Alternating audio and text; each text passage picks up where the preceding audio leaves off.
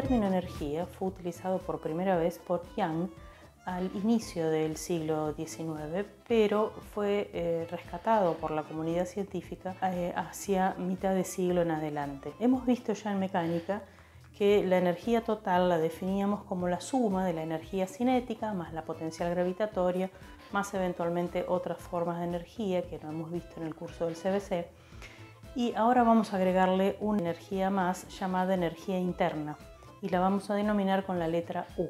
Esta energía está asociada al movimiento y a las interacciones entre las moléculas que conforman el sistema material. En el caso particular del gas ideal, podemos expresar la energía interna sencillamente como la energía cinética de traslación, rotación y vibración del conjunto de moléculas que lo conforman.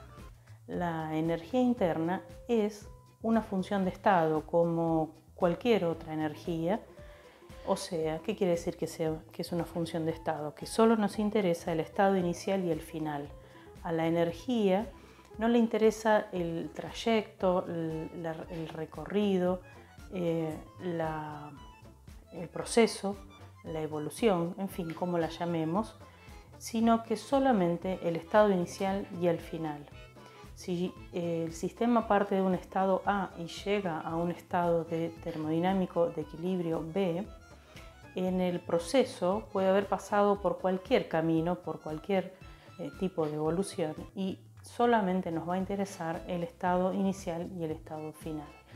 Hacia fines de esa década, hacia fines del 39, el teorema del trabajo y de la energía cinética ya había sido enunciado, que el trabajo era igual a la variación de energía cinética. La idea de que el calor tenía que ver con el movimiento era cada vez más poderosa. Hacia mitad de siglo, entre 1842 y 1850, se suceden un conjunto de experiencias de diversos científicos. Sobresalen las experiencias y los planteos de Schulz, de Helmholtz, de Coldring y de Meyer. Bien, es quizás Schulz, en sus experiencias de entre 1842 y 1850, el que llega más lejos hacia una nueva conceptualización.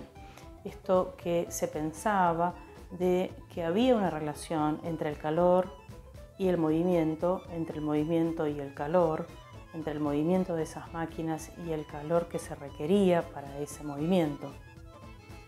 Y él realizó una famosa experiencia en el 42 en la que midió el equivalente mecánico del calor, o sea, relacionó en una batea, como se ve en la figura, él puso un líquido, lo removió con aspas, aumentó su temperatura y por lo tanto midió exactamente cuánto calor ingresó y observó que la pesa descendía a una cierta altura.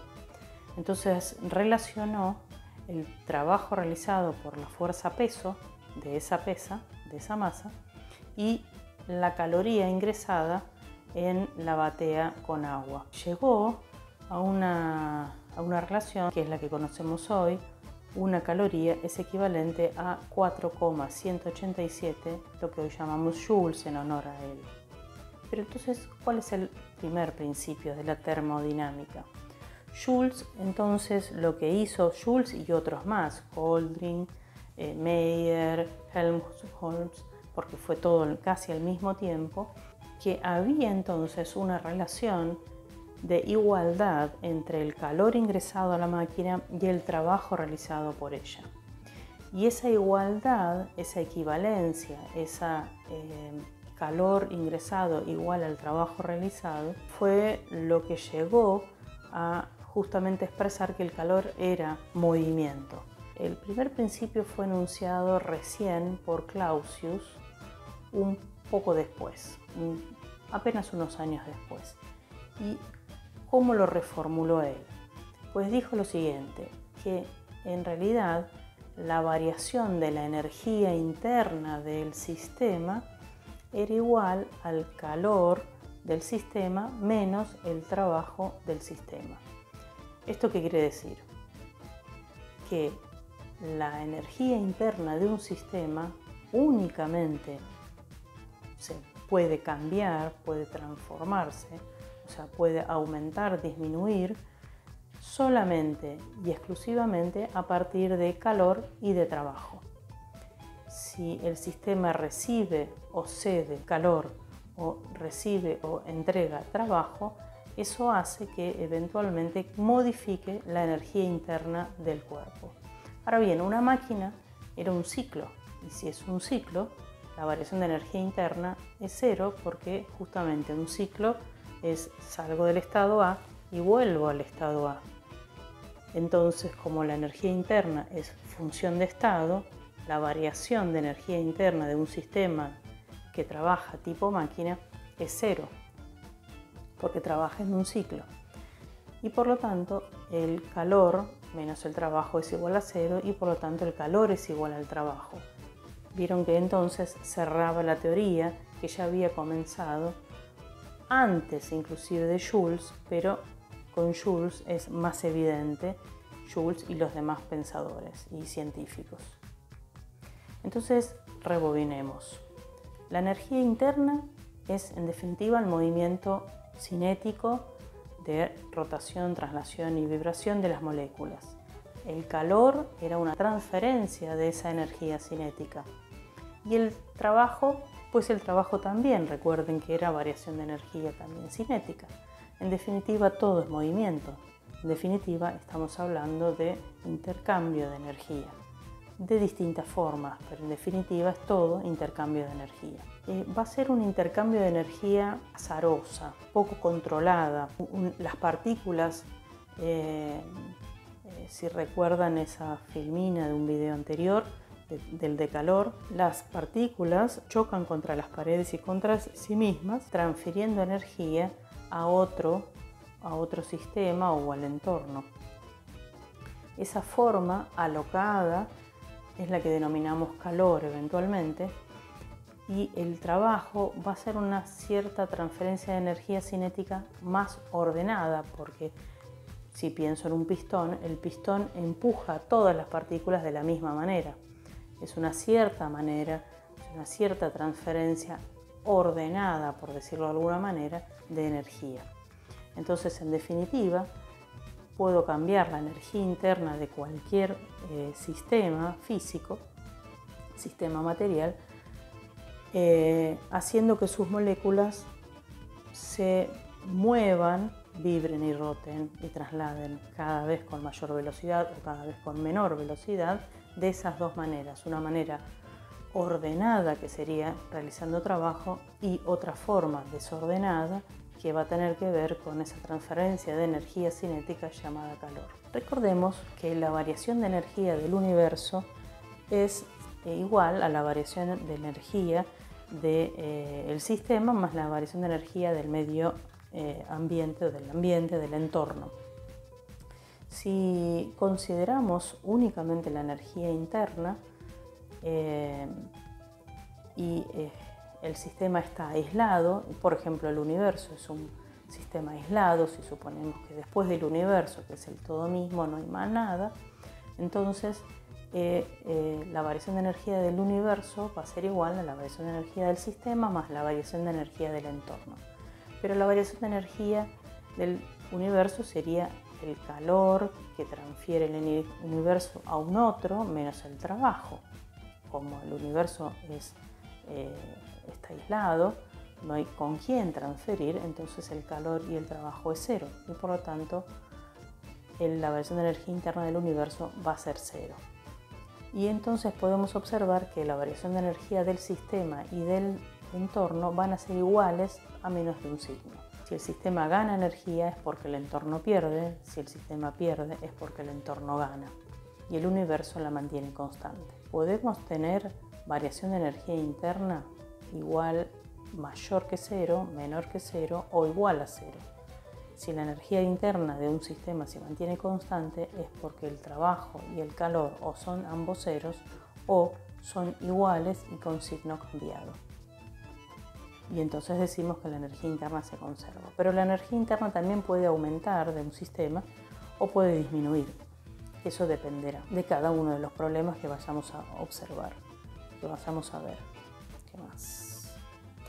Jules también hizo otra experiencia que nos interesa sobremanera. Jules colocó en un recipiente adiabático un gas ideal en un recipiente, en uno de los recipientes de la filmina, y en el otro hizo vacío. Estaban conectados, tenían una llave y había un termómetro en donde podíamos medir perfectamente la temperatura de ese gas. Como hizo vacío del otro lado, cuando abrió la válvula, la presión externa, o sea, el gas evoluciona, pasa del recipiente A al B. Y fíjense que del otro lado había vacío y por lo tanto la presión externa es cero. Claramente esa evolución es un proceso irreversible. El trabajo es cero porque la presión externa, que es la presión del vacío, es cero. El calor también es cero porque en B no había nada y todo el recipiente es adiabático, así que no hay transferencia de calor con nadie. Y entonces él quería evaluar la variación de energía interna de ese gas ideal. El gas se expandía hacia todo el recipiente B y la temperatura se mantuvo constante. Él evaluó la energía interna y la variación fue obviamente cero porque la variación de energía interna era Q menos L, Q es 0 y L es 0 y por lo tanto la variación de energía interna es 0. Quiere decir que la energía interna se mantuvo constante. ¿Y de qué parámetro, de qué magnitud física dependerá esa energía interna? Si se mantuvo constante, no podía depender del volumen porque se duplicó, no podía depender de la presión porque cambió, y de lo único que podría depender era de la temperatura que no cambiaba. Y llega a la conclusión de que en un gas ideal la energía interna únicamente depende de la temperatura. Y además concluyó que la variación de energía interna del gas ideal va a ser el número de moles por el calor específico a volumen constante por la variación de temperatura.